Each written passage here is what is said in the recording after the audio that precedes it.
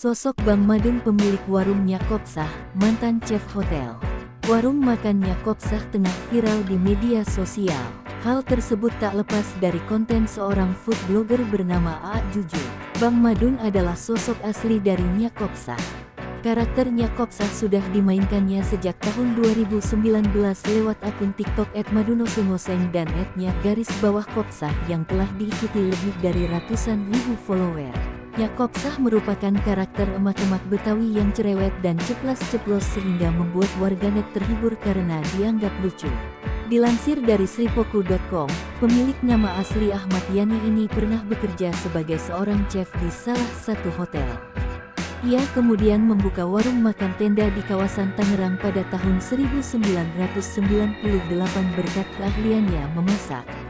Hingga akhirnya bisnis yang dirintis tersebut semakin berkembang dengan nama Warung Makan Madun Oseng Nyakopsah. Warung makan tersebut menyajikan beragam menu masakan khas Betawi. Selain pebisnis dan pekerja keras, Bang Madun juga sangat dekat dengan keluarga.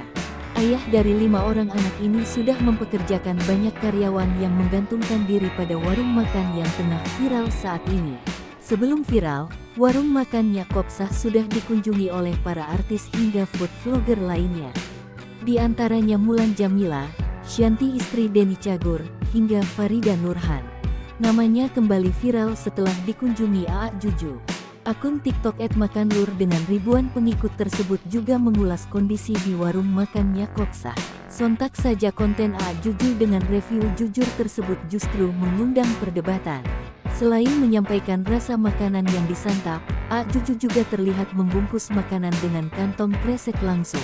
Alhasil pelayanan yang dinilai kurang baik serta kondisi warung makan yang cukup kotor membuat warung makan Nyakopsah ramai diperbincangkan. Tidak terima lantaran warung makannya dinilai demikian, sosok Bang Madun akhirnya muncul.